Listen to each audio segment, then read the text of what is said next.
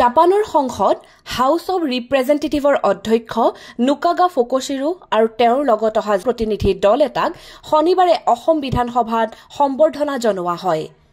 তিনিদিনীয়া ভ্ৰমণসূচীৰে অসমলৈ অহা জাপানৰ সংসদৰ অধ্যক্ষ নুকাগা ফুকুশিৰো আৰু প্ৰতিনিধি দলটোক শনিবাৰে লোকপ্ৰিয় গোপীনাথ বৰদলৈ আন্তঃৰাষ্ট্ৰীয় বিমানবন্দৰত অসম বিধানসভাৰ অধ্যক্ষ বিশ্বজিৎ দৈমাৰীয়ে আদৰণি জনায়।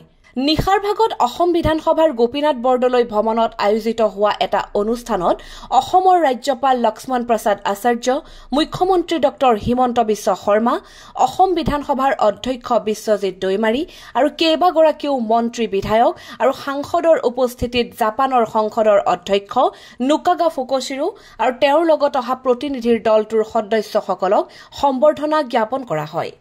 এই অনুষ্ঠানত অসম বিধানসভাৰ অধ্যক্ষ বিশ্বজিৎ দৈমাৰীয়ে তেওঁৰ আদৰণি ভাষণটি জাপানী ভাষাতে পাঠ কৰে।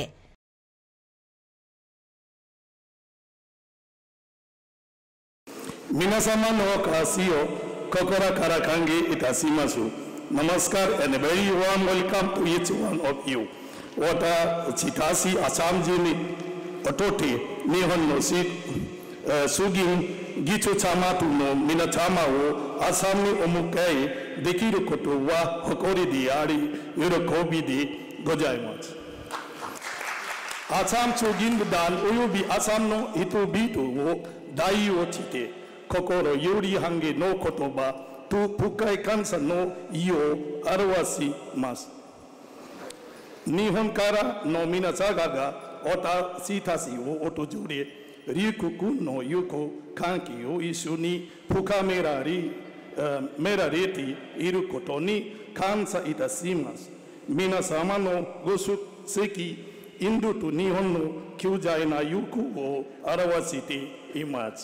অধ্যক্ষ দৈমাৰীয়ে জাপানৰ সংসদৰ অধ্যক্ষ নুকাগা ফুকুশিৰো আৰু উচ্চ পৰ্যায়ৰ প্ৰতিনিধিৰ দলটোক আদৰণি জনাই কয় যে অসম আৰু জাপানৰ সম্পৰ্ক এই ভ্ৰমণে আৰু অধিক কটকটীয়া কৰিব। অনুষ্ঠানত ৰাজ্যপাল লক্ষ্মণ প্ৰসাদ আচাৰ্যই ভাৰত আৰু জাপানৰ মাজৰ গভীৰ ঐতিহাসিক আৰু আধ্যাত্মিক সম্পৰ্কৰ কথা উল্লেখ কৰে। ৰাজ্যপালে জাপানী ভাষা আৰু সংস্কৃতি শিক্ষাৰ জৰিয়তে বছৰি 1 লাখ ভাৰতীয় যুৱক যুৱতীক প্ৰশিক্ষণ দিয়া প্ৰচেষ্টাকো গুৰুত্ব সহকাৰে উল্লেখ কৰে। শ্ৰী আচাৰ্যই ভাৰত আৰু জাপানৰ সম্পৰ্ক অধিক দৃঢ় কৰিবলৈ স্থানীয় মত বিনিময় আৰু সহযোগিতাৰ আহ্বান জনায়। भारत और जापान के बीच संबंध केवल राजनयिक या रणनीतिक नहीं है, बल्कि यह संबंध सांस्कृतिक, आध्यात्मिक और ऐतिहासिक आधारों पर मजबूती से टिके हुए हैं। यह खुशी की बात है कि हमारे संबंधों की नींव 8वीं शताब्दी में ही पड़ गई थी, जब भारत के महान बौद्ध भिक्षु बोधिसेन वर्ष 736 ईस्वी में जापान गए और वहाँ की बौद्ध परंपरा को समृद्ध किया। जापान के तोदेजी मंदिर में उनका योगदान आज भी स्मरणीय है। नालंदा, बोधगया, सारनाथ और कुशीनगर जैसे पवित्र स्थलों से जापानी श्रद्धालुओं का जुड़ाव हमारे सांस्कृतिक रिश्तों को निरंतर सशक्त करता है। 1952 में भारत जापान के राजनयिक संबंधों की औपचारिक स्थापना के बाद दोनों देशों ने विशेष रणनीतिक और वैश्विक साझेदारी के रूप में हमारे सहयोग को नई ऊंचाइयों तक पहुंचाया। हमारे आदरणीय प्रधानमंत्री श्री नरेंद्र मोदी जी और जापान के प्रधानमंत्री श्री शिगेरू इशिबा के नेतृत्व में इस साझेदारी ने अपनी आपसी समझ को और अधिक परिपक्व किया है। গাম্ভীৰ্যপূৰ্ণ অনুষ্ঠানটোৰ শেষত এক সাংস্কৃতিক অনুষ্ঠানৰো আয়োজন কৰা হয়।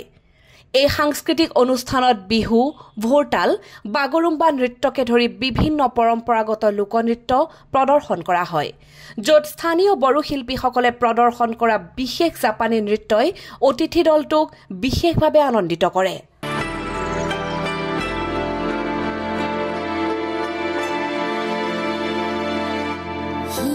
ひらと雫ひとつみなじけ飛んだとさ思いはせ運びたまるあの人のもとへと夜のささやきに溺れ嬉しい夢に酔い一人今宵も虹も月を見上げてる焦がれ焦がれた君を思うどこまでも叶わぬ恋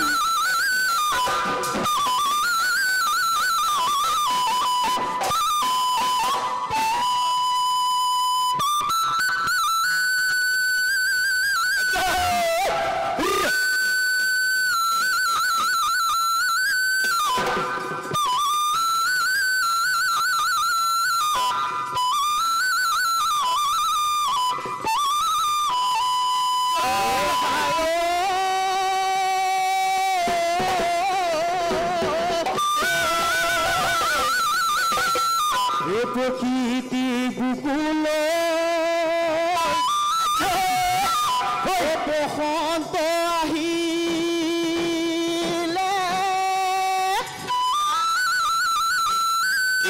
কুলিকে দেখিয়ে লগা